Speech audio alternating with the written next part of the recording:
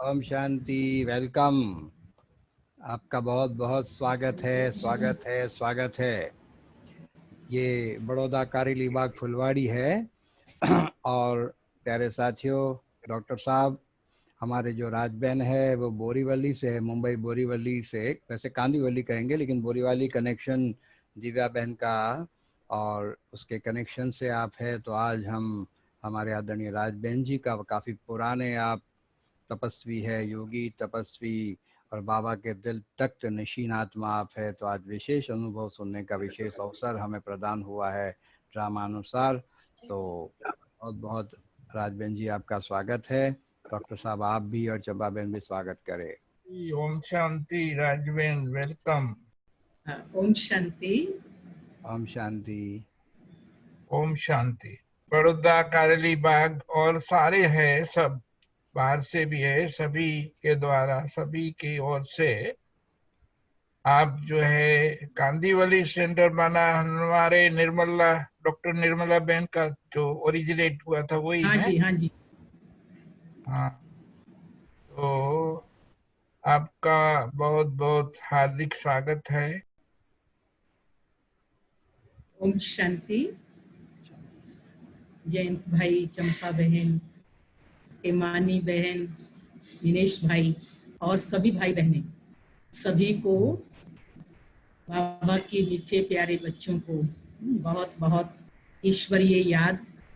और साथ साथ ये भी विचार चल रहा है कि आपके जो अनुभवों के चात्रकता है वो हमने काफी समय से अनुभव की है, और जो अनुभव आप सभी सुन रहे हैं और वही अनुभव हम भी आपके द्वारा सुनते रहते हैं।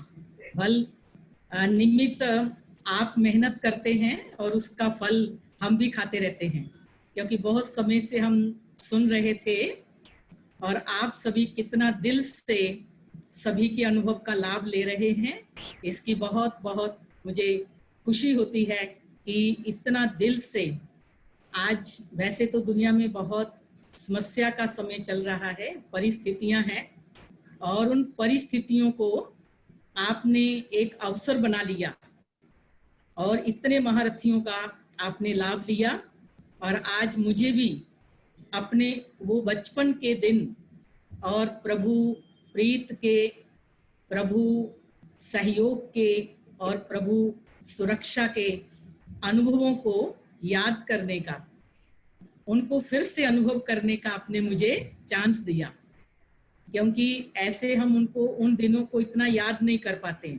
परंतु जब कोई अनुभव सुनने के लिए कहता है तो हम उन पुराने दिनों में चले जाते हैं। तो ये जो मैं आज कहानी आपको सुनाने जा रही हूँ, ये प्रभु प्रीत की कहानी है, जो बाबा के हर एक बच्चे की कहानी है। हर एक बाबा के बच्चे की ऐसी ही कहानी है। हम जब सुनते हैं तो गदगद होते हैं, और ये अनुभव की कहानी सुन करके वास्तव में हमें बाबा पर और भी निश्चय बढ़ता है, और हमारा निश्चय और भी पक्का होता जाता है। तो क्योंकि प्रभु का साथ और प्रभु की पालना का जो अनुभव है वो हमको और भी मजबूत बनाता है। इसलिए बाबा भी कई बार कहते हैं कि अनुभवों की लेन देन जरूर करो। तो इसलिए आपके वहाँ सेवा स्थान की ओर से अनुभवों की लेन देन जब हम लगातार सुन रहे हैं तो हमें बहुत बहुत खुशी होती है कि कितना तीव्र पुरुषार्थ की लगन है। तो मेरी कहानी, ये जो प्रभु प्रेम की कहानी है, ये 1980 में शुरू हुई। 1980 में जब मेरी उम्र केवल 19 वर्ष थी, तब मुझे जम्मू कश्मीर के कठुआ डिस्ट्रिक्ट के सेंटर के द्वारा बाबा का परिचय मिला। और ये परिचय प्राप्त कराने के निमित्त हमारे लौकिक में बुआ के बेटे फुफेरे भाई रहे, और जैसे ही उनको बाबा का परिचय मिला तो वो अनुभव सुनाते हैं कि जब वो पहली बार प्रदर्शनी देख रहे थे तो प्रदर्शनी कोई ब्रह्मा कुमारी बहन समझा रही थी, पर वो अनुभव सुनाते हैं कि प्रदर्शनी समझते समय मुझे कभी वो बहन दिखाई देती थी तो कहते हैं कभी आप दिखाई देती थी, जबकि उस समय मुझे कोई परिचय भी प्राप्त नहीं हुआ था, अभी वही परिचय पा रहे थे। मतलब कहने का कि बाबा की नजर मुझ आत्मा के ऊपर पड़ी, स्वयं भगवान की नजर पड़ी। वैसे तो हम लौकिक में 6 भाई बहनें हैं और चचेरे भाई बहनों सहित हम करीब 10 भाई बहनें, और हमारा लौकिक में 18 मेंबर्स का परिवार था उस घड़ी।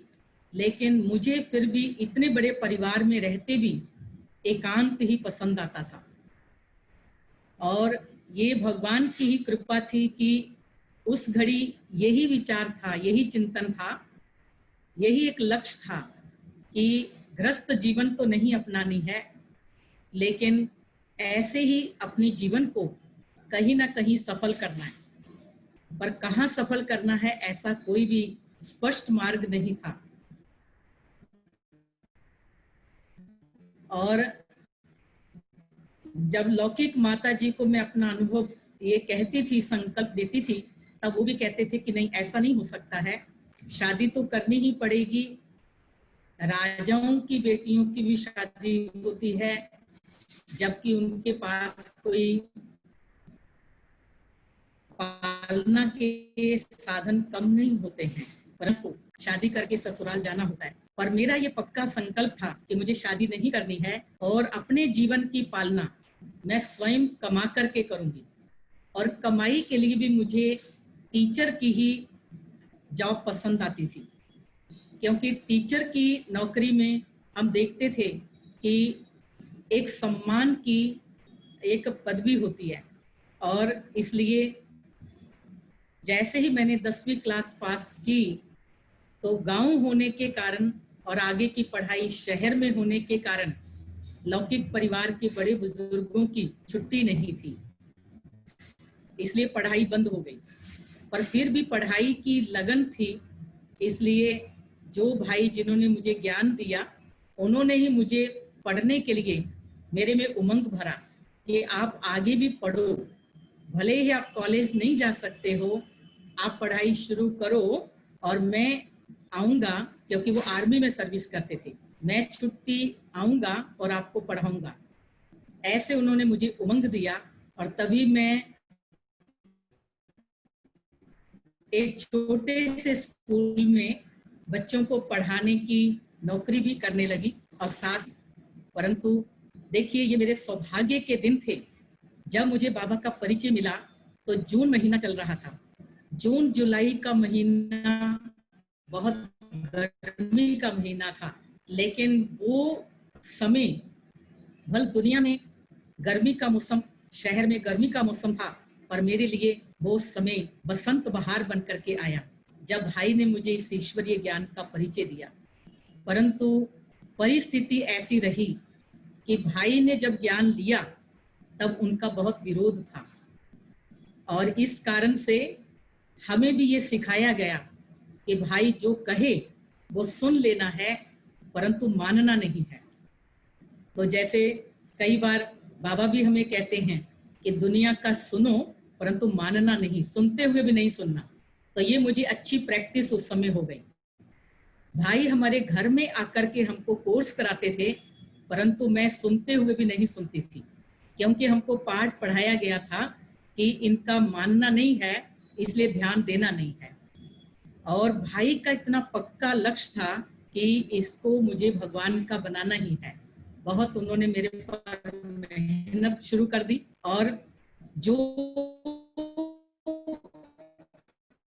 मुझे लक्ष्य दिया था कि आप स्कूल की पढ़ाई पढ़ो, मैं आकर के आपको एग्जाम की तैयारी कराऊंगा, अब उन्होंने एक बार भी मेरी पढ़ाई का नहीं पूछा, लेकिन एक ही उनको लक्ष्य था कि बस इसको ज्ञान में चलाना है और बाबा का बनाना है। इसलिए कैसे भी करके मैंने वो एग्जाम तो दे दिए, और एग्जाम दे करके भाई ने मुझे सेंटर पर आने के लिए जब तैयार किया, तो वैसे तो बहाना बनाते थे नहीं जाना है, लेकिन एक दिन ऐसा आया कि कोई भी बहाना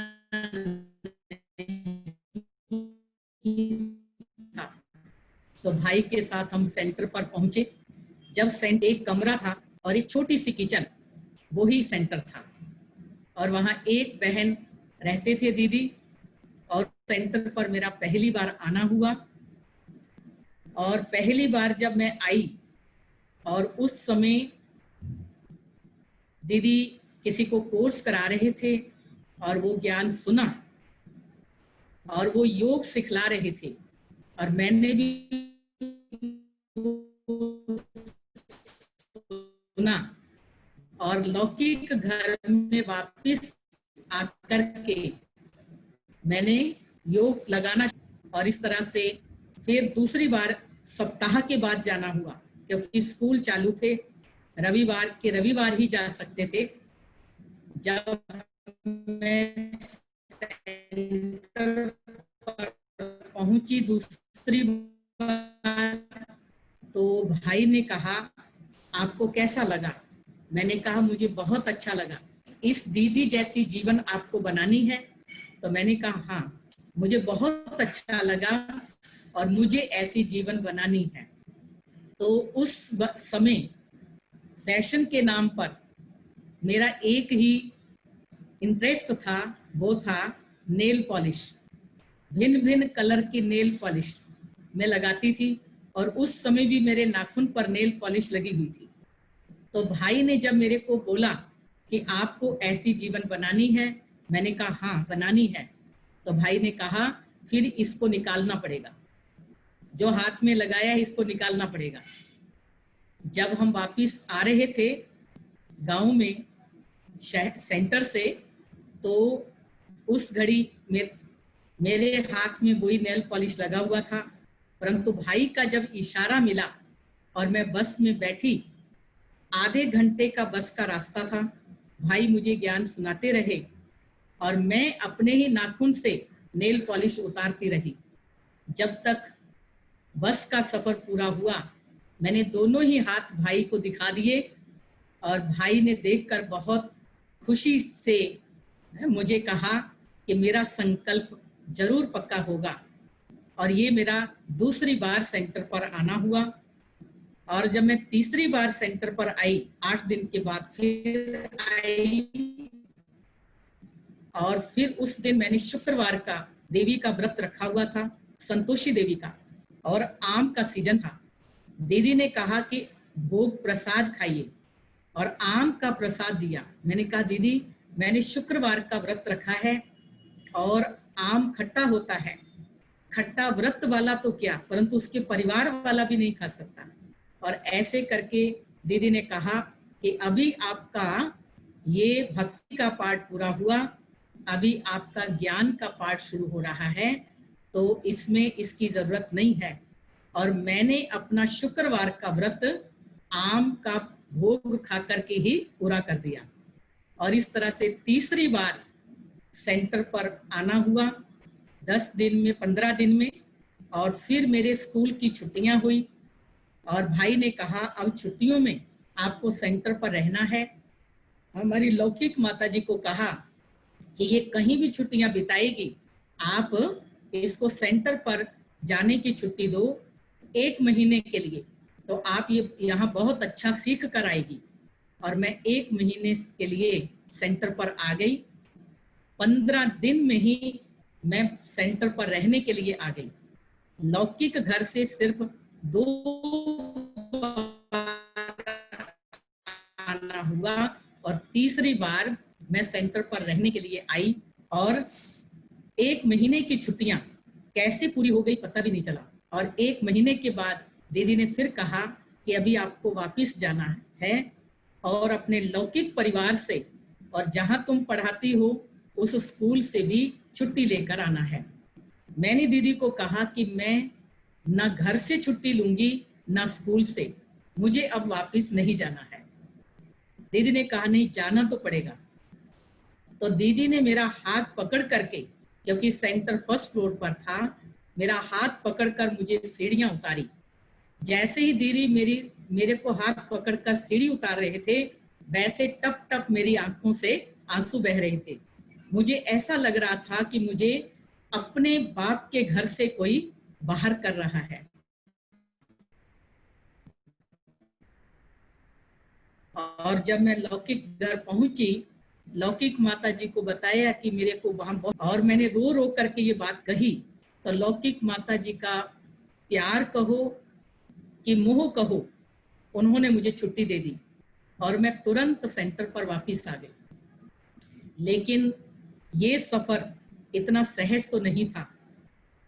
तो परीक्षाओं का दौर शुरू हुआ, तो कैसे सन्यासी बनने के लिए उसे घर में बुलाओ, अगर वो नहीं आएगी तो मैं आज का आज ही ट्रेन के नीचे आकर के जीवघात कर लूंगा। और ऐसा करके पिताजी चले गए और घर में मातम छा गया।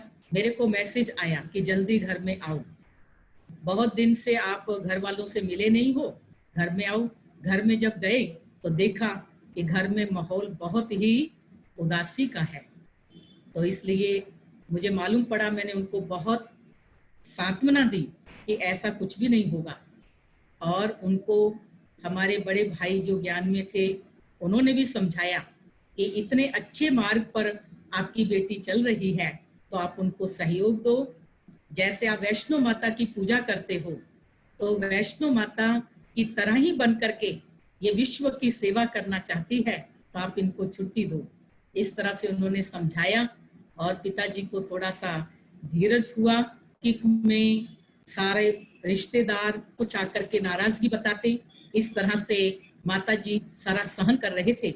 मैं 15 दिन में सेंटर पर आ गई, परंतु लौकिक माताजी निरंतर परिवार वालों का, समाज का, सबका सहन करते आ रहे थे, बिना ज्ञान के, बिना कोई समझ के। उन्होंने तो कोई कोर्स नहीं किया था, उनको कुछ ज्ञान नहीं था, तो भी वो सबको बड़ी हिम्मत से जवाब देते और इस तरह से परिस्थिति को पार कर रहे थे। पर एक दिन आया जब उनकी भी हिम्मत ने जवाब दे दिया, तो उनको लगा कि मैं अब सबका सामना नहीं कर पाऊंगी।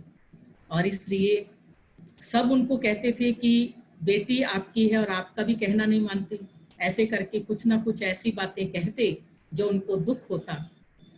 हमारे एक लौकिक में मामा थे जो बहुत गुस्से वाले थे, उन्होंने भी माताजी को कह रखा था कि वो जब भी कभी मिलेगी तो मैं उस पर हाथ भी उठा सकता हूँ, क्योंकि उसने हमारी परंपरा के विरुद्ध रास्ता अपनाया है।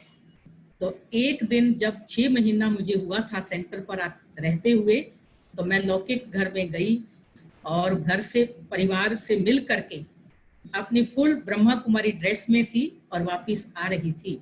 तभी हमारे वो मामा मुझे बीच बाजार में मिले, जबकि मैंने ये सुना हुआ था कि मामा बहुत नाराज हैं और मेरे ऊपर हाथ भी उठा सकते हैं।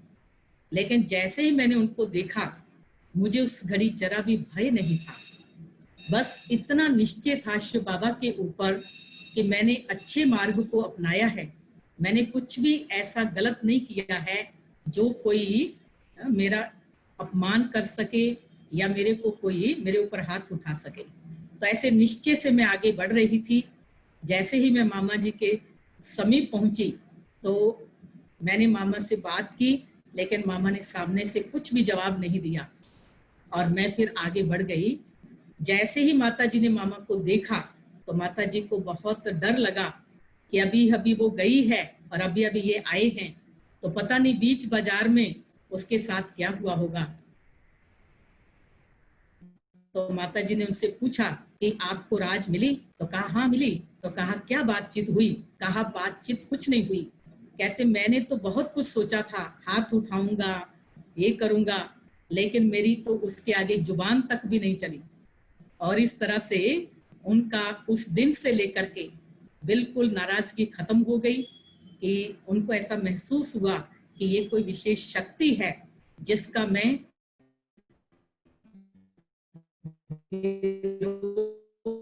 नहीं कर सका। लेकिन औरों के विरोध तो अभी भी चालू ही थे। अलौकिक माता जी ने सोचा कि मुझे सबके सामने लाना होगा, क्योंकि सब समझते थे कि माता जी ने इनको छुट्टी दी है, माता जी ने उसको नहीं मना रोका है। तो माता जी को आया ख्याल कि मैं सबको बुलाऊंगी और सबके सामने जो है वो ये छुट्टी लेकर के जाए। अभी इस तरह से कैसे सबको बुलाया जाए और कैसे मेरे को मनाया जाए, ऐसे उसको चिंतन चल ही रहा था कि अचानक उसको एक बात सूझी। जम्मू कश्मीर में जो एक उत्सव है जो कभी भी मनाया जा सकता है, वो था उत्सव देवी का जागरण। देवी के जागरण का उन्होंने एक आयोजन कर दिया और सारे मित्र संबंधियों को बुला लिया और मेरे को भी बुलाया। जब मेरे को बुलाया तो मैंने कहा कि दीदी को कि मुझे नहीं जाना है, क्योंकि निश्चित रूप से जो सब इकट्ठे हुए हैं वो मेरा विरोध ही करेंगे और मुझे रोकेंगे, इसलिए मैं जाना नहीं चाहती हूँ। दीदी ने कहा जाना तो पड़ेगा। तो मैंने कहा अगर जाना ही पड़ेगा तो आप मेरे साथ चलो, सभी प्रश्न पूछेंगे और आप उनका उत्तर देना। दीदी हंसने लगे, कहते हैं पेपर आपका है, उत्तर मैं दूं? जब आपका पेपर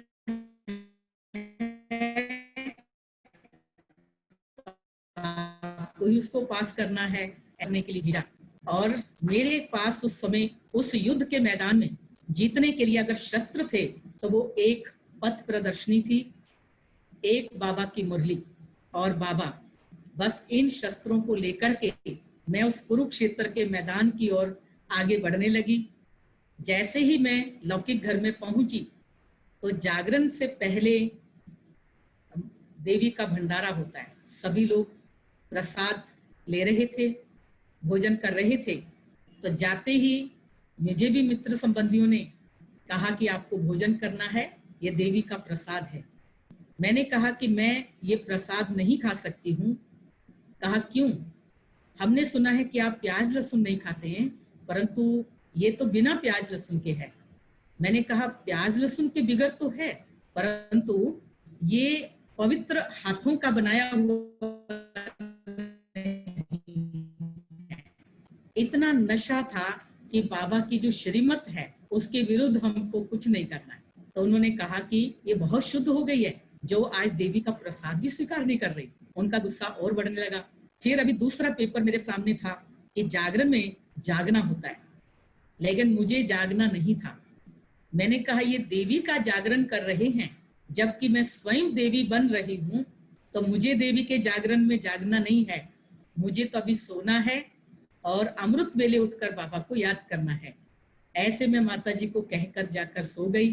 तो उन संबंधियों का और भी गुस्सा बढ़ गया कि देवी के जागरण में सब लोग आकर के जाग करके भजन कीर्तन कर रहे हैं और ये सब छोड़ करके सो गए। और इसलिए सबको बस यही इंतजार था कि कब ये उठे और कब हम इसको ये प्रश्न पूछें कि ये क्या है और क्यों ऐसा कर रही है। अभी रात भर उनका जागरण चलता रहा। जैसे ही अमृत वेले में उठी तब उनका भी चाय का समय था और मैं भी चाय के लिए जैसे ही किचन में आई तब बहुत सारे मित्र संबंधी वहां इकट्ठे थे और सवेरे 4 बजे मेरा पेपर। अब जो भी मित्र संबंधी थे मानो वो 100 कौरवों की तरह थे और पांडवों के नाम पर मैं अकेली और मेरे साथ सिर्फ शिव बाबा। मेरी ओर से बोलने वाला या मेरा साथ देने वाला उस समय और कोई नहीं था। बस वो मेरे से 1, 2, 3 करके लगातार प्रश्न पूछने लगे और बाबा ने जो मुझे पढ़ाया है, जो सिखाया था, मैं उनके आधार पर उत्तर देने लगी। बस जैसे जैसे वो उत्तर सुनते जाएं, उनके प्रश्नों के हल उनको मिलते जाएं और इस तरह से जैसे मेरी ओर से बाबा ही उनका सामना कर रहे हों और बाबा ही मेरा पेपर लिख रहे हों। उनको प्रश्नों के उत्तर के साथ साथ और सुनने की इच्छा हुई तो कहा और क्या कह रहे हैं भगवान। तो मैंने एल्बम समझाना शुरू की। जैसे ही मैंने ज्ञान की एल्बम का एक चित्र उठाकर समझाया और वो मुझे आज भी याद है, वो चित्र जिसमें लिखा था शांति का दाता कौन, और वो चित्र मैंने समझाया। उसके बाद मुझे कुछ भी भान नहीं, लेकिन पूरी एल्बम पूरी हो गई। जब मैंने लास्ट चित्र पलटाया तो मुझे ऐसा भान आया कि मैंने प्रदर्शनी पूरी समझा दी। पर मैंने तो समझा ही नहीं, मैंने तो एक ही चित्र बाबा ने ही समझाया, मैंने तो केवल एक चित्र समझाया, पूरी प्रदर्शनी जैसे बाबा ने मेरे द्वारा समझाई। और इस तरह से पूरी प्रदर्शनी सुन करके अभी उनका और इंटरेस्ट बढ़ा। तो कहते और भगवान क्या कह रहा है, आप कहते हो भगवान आया है, कहाँ है? तो मैंने बाबा की जीवन कहानी सुनाई, और उसमें बाबा की जीवन कहानी का टाइटल ही है जीवन को पलटाने वाली एक अद्भुत जीवन कहानी। मैंने इतना प्यार से बाबा की जीवन कहानी सुनाई, और वो सुनते सुनते अब उनके मन में कोई भी प्रश्न नहीं रहे, और सभी ने बड़े प्यार से मुझे छुट्टी दी। वो मेरा एक बहुत बड़ा पेपर था जो स्वयं बाबा ने दिया, और जिस समय सबने मुझे छुट्टी दी उस समय मैं समझती थी कि अब मुझे एक सेकंड भी यहाँ नहीं रुकना है, और मैं तुरंत सेंटर पर आ गई। और मुझे बहुत खुशी थी कि आज मैं बिल्कुल स्वतंत्र हूँ, मेरा पेपर पूरा हुआ।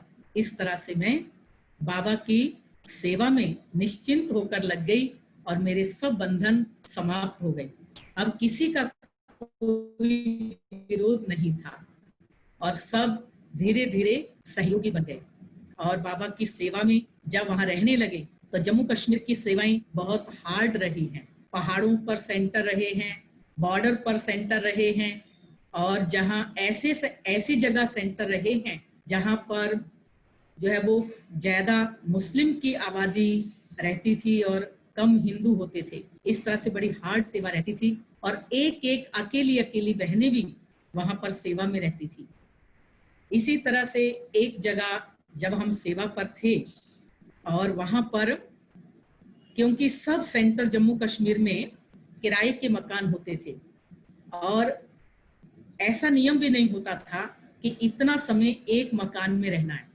जिस तरह से हम देखते हैं कि बॉम्बे में 11 महीने का एग्रीमेंट होता है, व्यक्ति को निश्चित होता है कि 11 महीने हमको इस घर में रहना है, परंतु वहां पर ऐसा नहीं था। किसी भी समय मकान मालिक हमारे से मकान खाली करा सकते थे। इसलिए हमारे बड़ों ने गवर्नमेंट से जो है एप्लीकेशन दे करके रिक्वेस्ट की थी कि हमको सब जगह जमीन दी जाए और हम मकान बनाएंगे ईश्वरीय सेवा के लिए। तो एक सेंटर पर मैं थी, पुंछ में वो सेंटर था, जो हमारा यहाँ का जम्मू कश्मीर का एक लास्ट डिस्ट्रिक्ट है, उसके बाद तो पाकिस्तान है। तो इस तरह से उस सेंटर पर मैं सेवा पर थी। हमको जब वो पत्र मिला कि हमको गवर्नमेंट से जमीन मिल सकती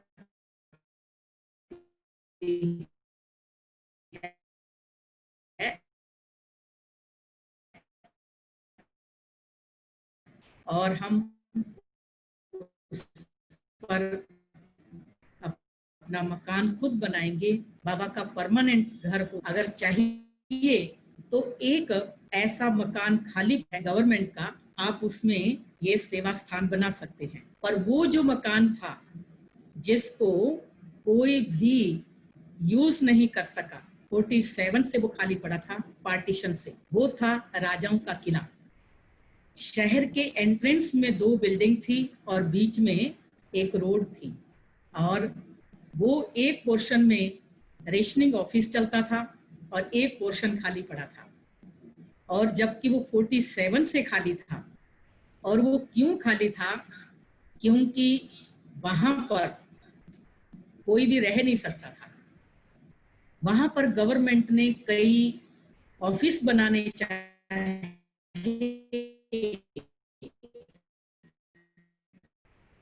लेकिन उस स्थान पर कोई ऑफिस भी नहीं बना सके, शरीर के बिगड़ की आत्माएं, शरीर सहित नहीं।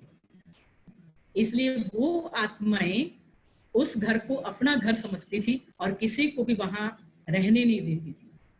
और ऑफिस जो था, अगर ऑफिस बनता भी था तो वहां की फाइलें अपने आप जल जाती थी, और वहां के चौकीदार की वो अदृश्य शक्तियां, एविल सोल्स, उनकी पिटाई करती थी। इसलिए कोई ऑफिस भी नहीं बना।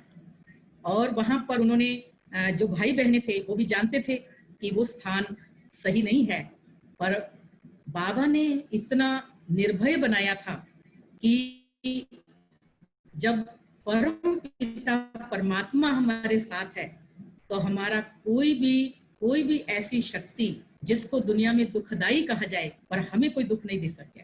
इसलिए हमारे बड़ों ने भी हमारा हिम्मत देख करके हमको छुट्टी दी और उसी ही मकान में उसको रिपेयर करा करके सेंटर बना और आज दिन तक भी वो सेंटर चल रहा है। करीब 35 वर्ष हो गए होंगे, 35-36 वर्ष हो गए हैं, अभी तक भी उसी मकान में सेंटर चल रहा है। लेकिन बाबा का घर बनने से ऐसा नहीं कि वो आत्माएं वहां नहीं थी, लेकिन उन आत्माओं ने हमको कभी भी कोई कष्ट नहीं दिया। उस ही घर में जहां आसपास कोई रेसिडेंस नहीं था, क्योंकि वो शहर का एंट्रेंस था, उसके बाद शहर शुरू होता था। एक तरफ बस स्टैंड था, एक तरफ कॉलेज था, एक तरफ एक हॉस्टल था, बाकी शहर तो थोड़ा सा आगे करके ही था। लेकिन फिर भी कभी हमको अकेले रहने को भी वहां पर सेवा का मौका मिला, लेकिन कोई भी ऐसी घटना नहीं हुई जो हमको कोई तकलीफ पड़े। और ऐसा भी नहीं है कि कोई वहां पर ऐसी शक्ति नहीं थी। वहां पर हमारे एक भाई जो व्हाइट वॉश कर रहे थे और वो वहां से गिरे, उनको फ्रैक्चर हो गया। कहा कि इतना तो मेरे को कभी भी ऐसी तकलीफ नहीं आई, ये कार्य तो मैं बहुत समय से करता आ रहा हूँ, मुझे जैसे किसी ने गिराया हो ऐसा उन्होंने अनुभव किया। लेकिन हम वहां पर अकेले भी उस घर में रहे हैं और इस तरह से जब कोई राहगीर भी देखते थे कि इस मकान में भी कोई रह सकता है, तो उनको वंडर लगता था कि ये कौन है जो इस घर में रह सकते हैं। और जैसे सामने ही जो रेशनिंग ऑफिस था, वहां के एक भाई कभी कभी वहां सेंटर पर आकर के बैठ जाते। हमको ऐसा लगता कि उनको बाबा के घर में शांति अच्छी लगती है, इसलिए वो आकर बैठते हैं। तो हमने कभी भी उनको ज्ञान सुनने का फोर्स नहीं किया। एक आध बार कहा तो कहा नहीं, मैं थोड़े समय के लिए बैठा हूं, मैं अभी जाने वाला हूं, इसलिए हमने कोई फोर्स नहीं किया। और वो थोड़ा समय रुकते थे, फिर चले जाते थे। एक दिन उन्होंने मुझे पूछा कि आपको मालूम है कि मैं यहाँ क्यों बैठा हूँ? तो मैंने कहा नहीं। तो कहा मैं इसलिए यहाँ बैठा हूँ क्योंकि सामने के मकान में, आपके मकान के सामने जो मेरा ऑफिस है, वहां पर अभी तक मेरे साथी नहीं आए हैं, इसलिए मैं यहाँ बैठा हूँ। कहते हैं कि ये जो मकान है, दोनों एक समान मकान है। कहते हैं उस मकान में मेरे साथी सर्विस वाले नहीं आए हैं, मैं भाई हूं, दिन का समय है, मैं तो भी उस मकान में अकेला नहीं जा सकता हूं, भाई होते हुए और दिन का समय होते हुए भी। और मैं आपसे पूछता हूं कि आप इस मकान में, इस घर में बहन होते हुए अकेले कैसे रह सकते हो? तो हमको इतना बाबा पर निश्चय और नशा था कि हमारे साथ तो भगवान है, हम अकेले हैं ही नहीं। इसलिए कभी भी किसी ऐसी शक्ति का हमको एहसास भी नहीं हुआ, कोई तकलीफ भी नहीं हुई। परंतु एक बार की बात है कि जैसे ही भाई बहनें आते थे, भाई बहनों को भी मालूम था कि ये मकान ऐसा है, तो उन्होंने इतना कहा था कि नीचे के पोर्शन में सेवा चलती थी, ऊपर में हम रहते थे। तो कहा कि जब हम आएंगे तभी आप नीचे आएंगे। तो इसलिए हम ऊपर रहते थे, भाई बहनें आकर नीचे खोलते थे क्लास वगैरह, और इस तरह से फिर ऊपर हमारे पास आते थे, खटकाते थे, तभी हम नीचे आते थे। तो एक बार 4:45 का समय था, वैसे तो 6:30 बजे भाई बहनें आते थे, पर 4:45 का समय था। योग पूरा हुआ और सीढ़ी चढ़ने की आवाज आई, वो भी बूट सहित, टप टप टप 3 स्टेप चढ़ने की आवाज आई। जबकि भाई बहनें जब आते थे तो वो चप्पल जूता पहन के तो आते ही नहीं थे। लेकिन उस घड़ी में सेंटर पर अकेली भी थी, और जैसे ही मैंने सोचा 4:45 बजे कौन आया, जबकि भाई बहनें तो 6:30 आते हैं। फिर भी मैंने ऊपर का दरवाजा खोला, फर्स्ट फ्लोर का, और खोल के देखा तो कोई भी नहीं था। मैं फिर अपनी क्रिया में, दिनचर्या में लगी रही।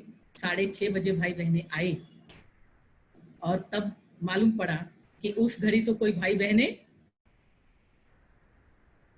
आए ही नहीं थे। तो इस प्रकार की उन आत्माओं की मतलब एक उपस्थिति वो आत्माएं दर्ज कराती थी, परंतु कभी भी कोई प्रकार की तकलीफ नहीं दी।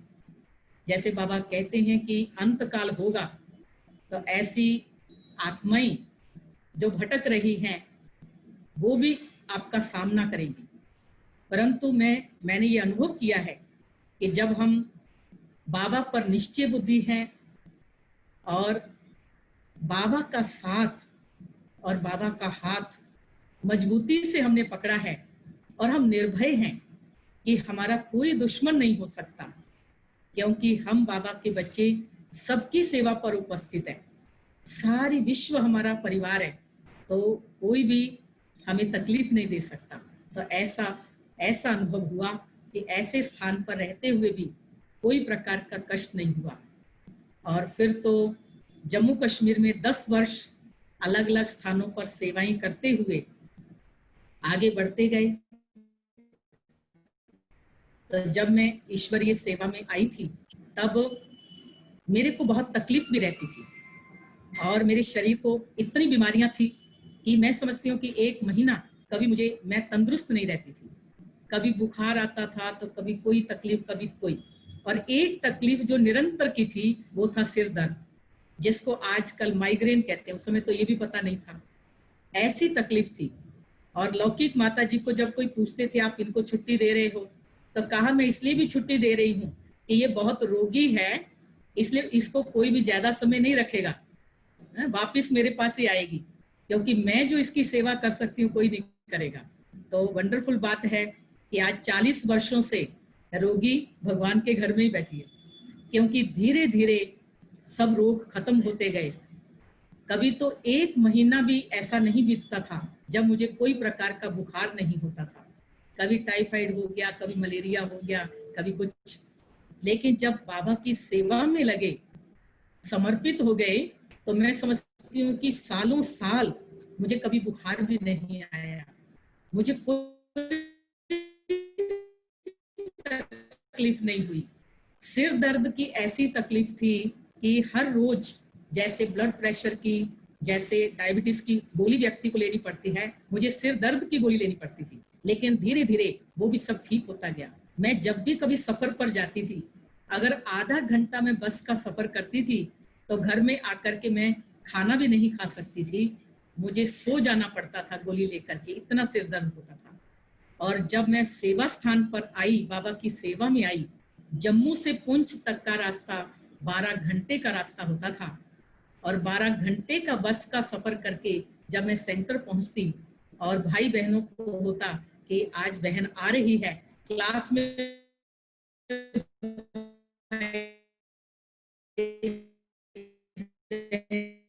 बैठे होते तो जाते ही पहले क्लास कराती, खाना बनाती और वही दिनचर्या रहती।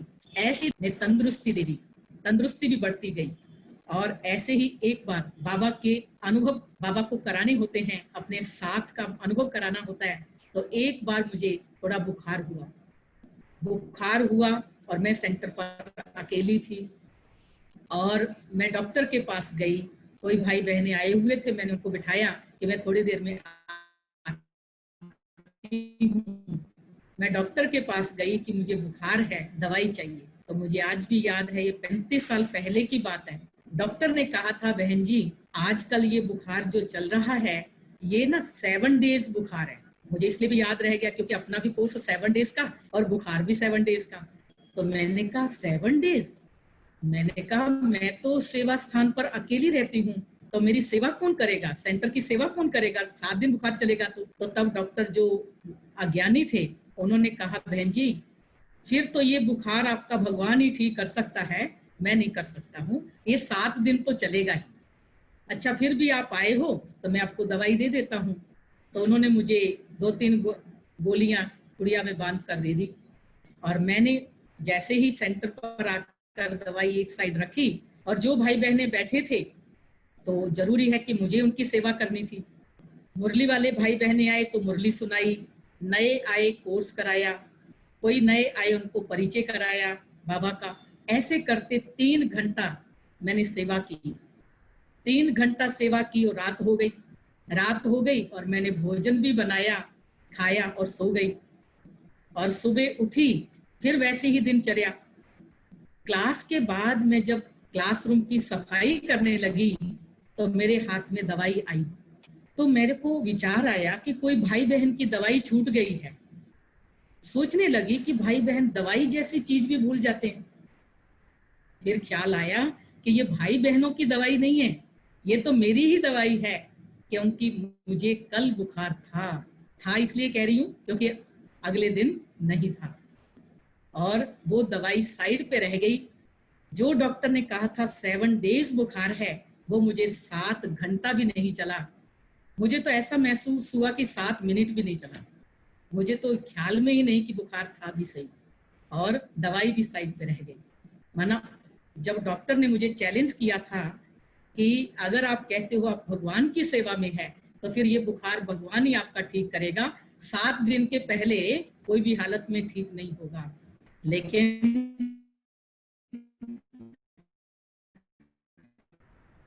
वो बाबा के सुख 7 मिनट भी नहीं रहा और मैं ईश्वरीय सेवा में लगी रही। इस तरह से दिन बीतते गए और मेरे शरीर की तंदुरुस्ती और भी बढ़ती गई, है ना। आज अगर मुझे सिर दर्द के लिए कोई पूछता है, जो मुझे रोज गोली खानी पड़ती थी, आज अगर कोई मुझे पूछे कि सिर दर्द में कौन सी गोली लेनी होती है, तो मुझे उस गोली का कोई नाम याद नहीं है। मैं नहीं बता सकती हूँ कि सिर दर्द में कौन सी गोली खानी होती है। तो आज 40 वर्षों में बाबा ने इतना तंदुरुस्त बना दिया। जम्मू कश्मीर में सेवाएं करते करते आप सभी को मालूम है कि जम्मू कश्मीर में इस प्रकार का परिवर्तन हुआ।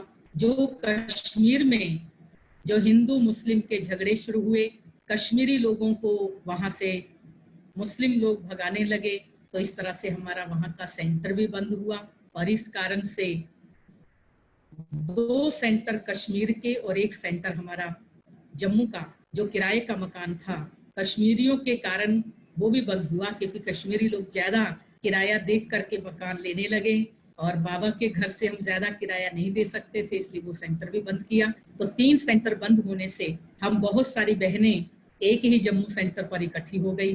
तब हमको दादी बार बार समझाने लगे कि अभी एक ही सेंटर पर इतनी सारी बहनों की जरूरत नहीं है, आपको कहीं बाहर जाना होगा।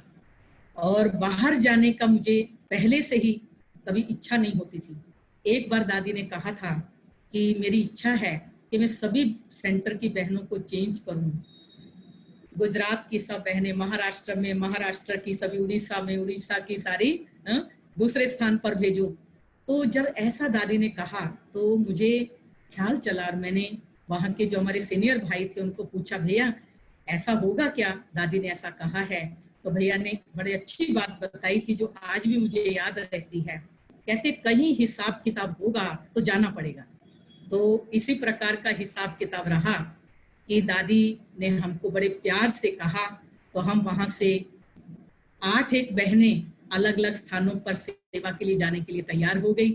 तब तक परिपक्व भी हो गए थे कि बाबा के घर हैं, बाबा की सेवा है, बाबा जहां भी रखे जाएंगे। और इस तरह से हमको 2 बहनों को दादी ने जो है वो सहारनपुर में भेजा और 2 साल हमने वहां पर सेवा की। और फिर उसके बाद फिर से ट्रांसफर का ड्रामा में नूंद थी और फिर हमको मधुबन से यहाँ पर बॉम्बे के लिए हमको भेजा गया। और ये सारी जो भी ट्रांसफर की बातें थी, ये भी मैं कहूँगी कि मेरे अपने ही संकल्प थे, अपनी ही मांगनी थी। जो बाबा से मांगा बाबा ने वो पूरा किया। ऐसा लगता था कि मुख से बोलना नहीं पड़ता है, लेकिन बाबा अपने आप वो मांग पूरी करता है। जब हम जम्मू के छोटे छोटे सेंटरों पर रहते थे तो बहुत हार्ड सेवा होती थी, छोटी छोटी क्लास होती थी। ऐसे लगता था कि अगर 15-20 भाई बहनें एक साथ क्लास में आ गए तो बड़ी खुशी होती थी कि बड़ी क्लास है, क्योंकि 40 साल पहले की बात है। तो लगता था, कभी कभी हम वीडियो वगैरह में देखते थे कि कोई कोई सेंटरों पर बड़ी बड़ी क्लास होती है, हमारी तो बहुत छोटी क्लास है, बाबा मेरी क्लास बड़ी कब होगी, ऐसा बाबा से मांगते थे। और इस तरह से छोटे छोटे सेंटर थे और छोटी छोटी सेवाएं थी। जैसे विदेश के लिए कहते हैं एक एक आत्मा की सेवा के लिए बड़ी मेहनत लगती है, हमको बड़ी मेहनत लगती थी। जब हम वहाँ सेंटर पर रहते थे तो कई बार तो गांव से लोग आते थे, तो 12 बजे तक हमारा सेंटर बंद होने का समय होता था।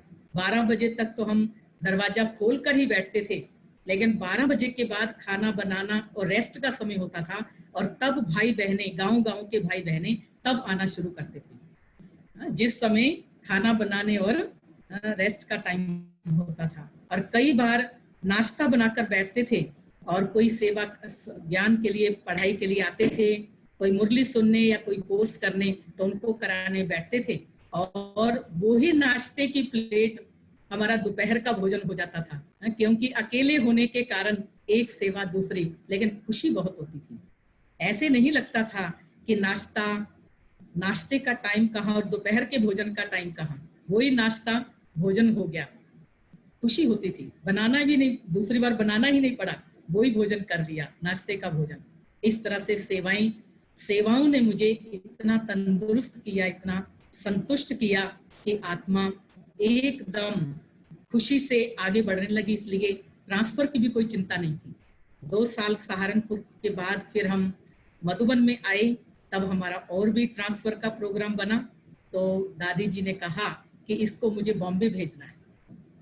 तो तब भी मेरे को लगता था कि बॉम्बे कहाँ है, कितने दूर है, कैसे वहां पर सेवाएं करनी होगी।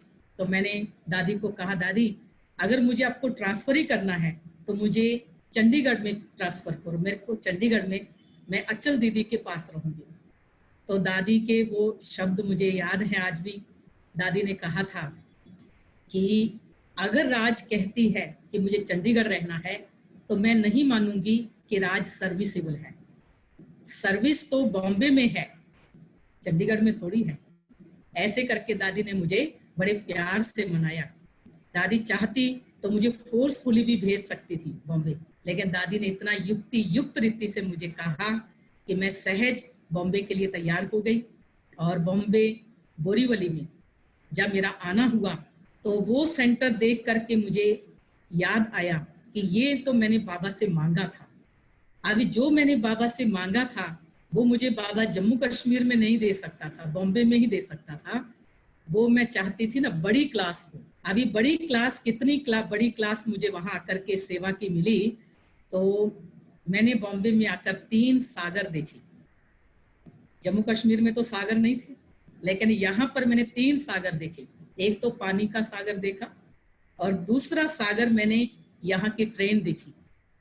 सागर की तरह जैसे एक लहर से बहुत सारे लोग ट्रेन से उतरते हैं, और दूसरी लहर की तरह बहुत सारे लोग ट्रेन में चढ़ते हैं। अगर कोई ट्रेन के दरवाजे पर खड़ा है तो उसको उतरने की मेहनत नहीं करनी पड़ती है, पर लोग उसको उतार देते हैं लहर की तरह, और नीचे खड़े हुए व्यक्ति को भी पीछे वाले लोग चढ़ा देते हैं। तो ऐसे मैंने ट्रेन का सागर देखा। और तीसरा सागर मैंने बोरीवली सेंटर पर देखा। उस घड़ी 6 क्लास बोरीवली में चलते थे, 3 क्लास सुबह 3 शाम, सुबह 6 से 7, 7 से 8, 8 से 9, और एक क्लास में 80 से 90 भाई बहने होते थे। और एक 80-90 भाई बहने सीढ़ी उतर रहे हैं और दूसरे 80-90 भाई बहने सीढ़ी चढ़ रहे हैं। तो जैसे सागर की तरह एक लहर आ रही है, एक लहर जा रही है। मैंने देखा कि वहां पर भोग खाने के लिए भाई बहने सेंटर पर नहीं बैठ सकते थे, उनको सीढ़ी में खड़े होकर के अपने सेवाधारी भाई बहने भोग देते थे, और भाई बहनों को ऐसा भोग लेकर ही जाना पड़ता था, क्योंकि एक क्लास के बाद तुरंत दूसरी क्लास शुरू हो जाती थी। और कई बार मुझे आदरणीय दिव्या बहन ने, जब वो वहाँ सेवा में नहीं होते थे, तो कई बार तो मुझे 6 के 6 क्लास भी कराने का सौभाग्य मिला। तो मैंने सोचा कि बाबा से मैंने तो ये मांगा था। और इस तरह से उसके बाद बॉम्बे आने के बाद मुझे 2 साल गुजरात वापी में भी सेवा के लिए बहन ने भेजा, और वहां पर भी मैंने ही मांगनी की थी बाबा से। वहां पर उस समय एक बार मैं गई थी, वहां कोई भाई बहने, सेंटर की बहनें नहीं थी, सेंटर था, भाई बहने थे। तो मैंने अंदर ही अंदर सोचा, मैंने कहा बाबा इतना अच्छा सेंटर है, इतना अच्छा परिवार है, लेकिन कोई सेंटर पर बहन ही नहीं है। अगर बाबा आप मुझे रखेंगे ना तो मैं रह जाऊंगी। और कुछ समय के बाद मेरा प्रोग्राम वहां पर बहन ने बनाया। मैं 2 साल वहां रही। मुझे गुजराती नहीं आती थी, ना मैं समझ सकती थी। इसलिए जब भी भाई बहनें मेरे से पर्सनल बात करते तो मैं अपने पास एक बहन को बिठाती थी जो मुझे ट्रांसलेशन करके सुनाती थी कि ये भाई बहन क्या बात कर रहे हैं। गुजराती मेरे को समझ में भी नहीं आती थी, पर 2 साल बड़े प्यार से वहां पर मैंने भाई बहनों की पालना ली और वहां पर सेवा की। और फिर उसके बाद 2 साल के बाद फिर मैंने बाबा से मांगनी की। जैसे एक छोटा बच्चा चंचल होता है ना, कभी कुछ कहता है कभी कुछ कहता है, और माँ बाप उसकी हर मांग को पूरी करता है। फिर मुझे ऐसा लगा कि सेंटर पर, ये सेंटर बोरीवली से बहुत दूर है, तो इतना दूर मुझे बहन ने भेजा। मैं तो वैसे ही जम्मू कश्मीर से कितनी दूर से आई हूँ, बहन को मुझे अपने नजदीक रखना चाहिए, अंदर ही अंदर सोचा। और थोड़े ही समय में 2 साल में बहन ने मुझे फिर से कांदीवली सेवा पर, यहाँ पर तभी सेंटर नया बना था। वैसे सेंटर बहुत पुराना है, ये 50 साल पुराना है। 50 भी नहीं, अभी 54 हो गया है, गोल्डन जुबली इसकी हो गई है। ये डॉक्टर निर्मला दीदी का सेंटर है। जो इस सेंटर की ये विशेषता है कि ये सेंटर दीदी के लौकिक पिता जी जो अज्ञानी थे, उन्होंने ये सेंटर उनको बनाकर दिया था। दीदी को पहले उनके माता पिता ने डॉक्टर बनाया, डिस्पेंसरी खोल करके दी। दीदी को जब बाबा का ज्ञान मिला, दीदी ने कहा भी मुझे ये डॉक्टर नहीं पर रूहानी डॉक्टर बनना है। तब उनको ये विचार आया, तब डिस्पेंसरी में ही दीदी सेवा करते थे। तो दीदी ने कहा कि बाबा से पूछा कि बाबा मेरे लौकिक पिताजी के पास धन संपत्ति तो बहुत है, अगर मैं उनको कहूं तो वो मुझे जमीन लेकर दे सकते हैं, तो हम अपना सेंटर बना सकते हैं। तब दीदी कहती है बाबा ने मुझे कहा था कि अगर तुम्हारे लौकिक पिताजी जमीन देते हैं तो ये अलौकिक पिता आपको मकान बना कर देगा सेंटर बनाने के लिए। तो दीदी ने जब अपने लौकिक पिता को कहा तो लौकिक पिताजी ने कहा कि जमीन ही नहीं, आपको पूरा मकान हम लेकर देंगे। तो 2 फ्लैट उनके पिताजी ने लेकर दिए थे। जो अज्ञानी थे, अज्ञानी पिता ने ऐसे उनको सहयोग दिया था, सेंटर बना। दीदी ने कुछ समय यहाँ सेवा में रहे और फिर दादियों की, बाप दादा की श्रीमत प्रमाण दीदी विदेश सेवा के लिए गए। तब यहाँ दिव्या बहन तब तक आ चुके थे और दीदी बहन ने सेवाएं संभाली। और उसके बाद यहाँ पर सेंटर पर अलग अलग स्थान से ज्यादा भाई बहने आते थे, इसलिए ये मकान बेच करके बोरीवली मकान लिया गया।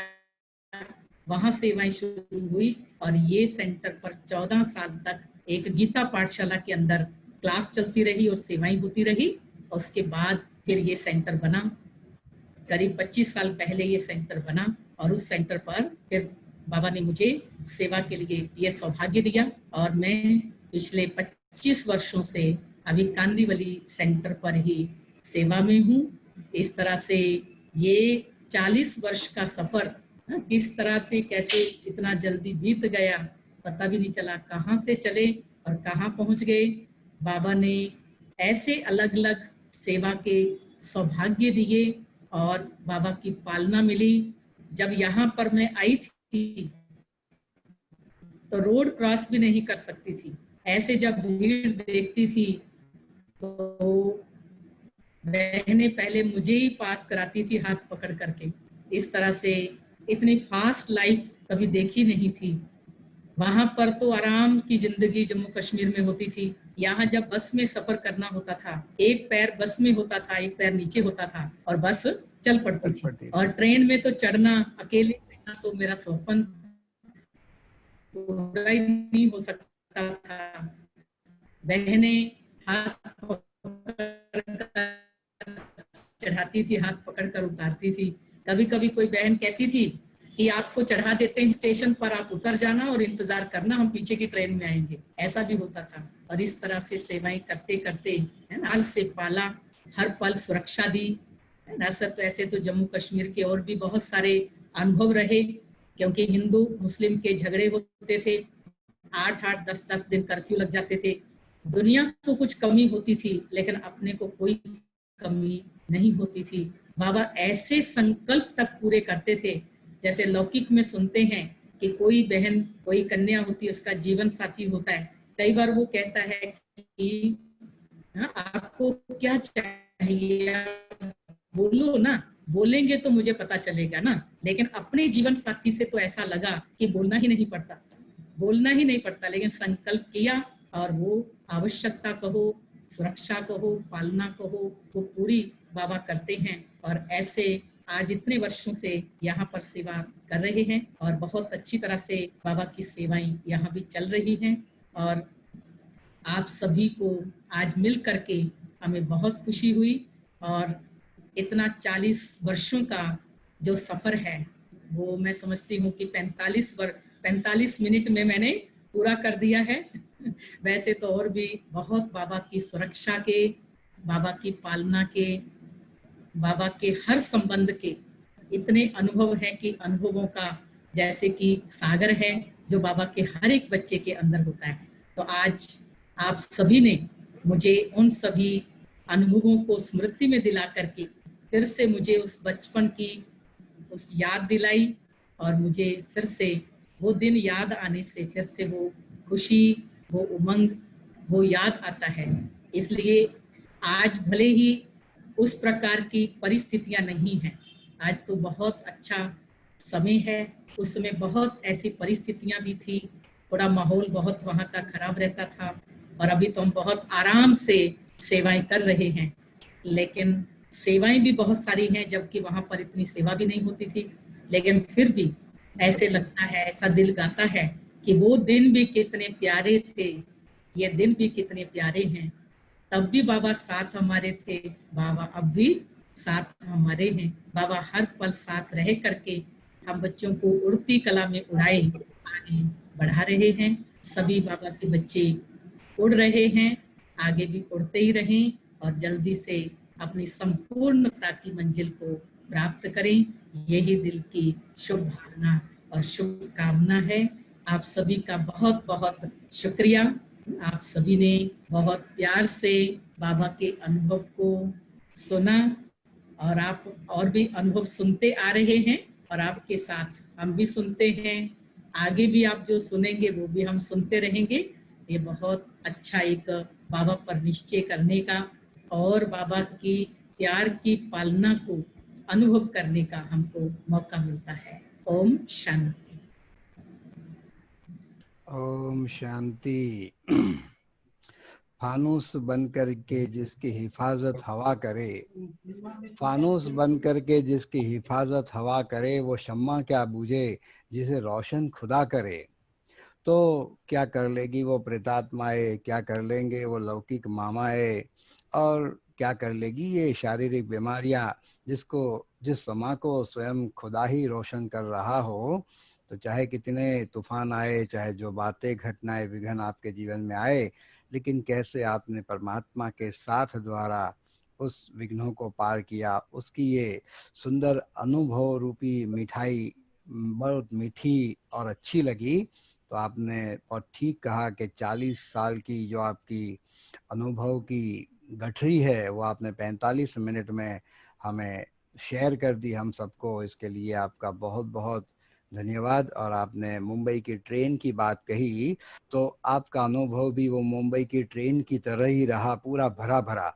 कभी वो मुंबई की ट्रेन खाली नहीं होती, और आपका जो अनुभव का सेशन रहा पहली मिनट से बहुत भरा भरा, बहुत सुनने जैसा रहा।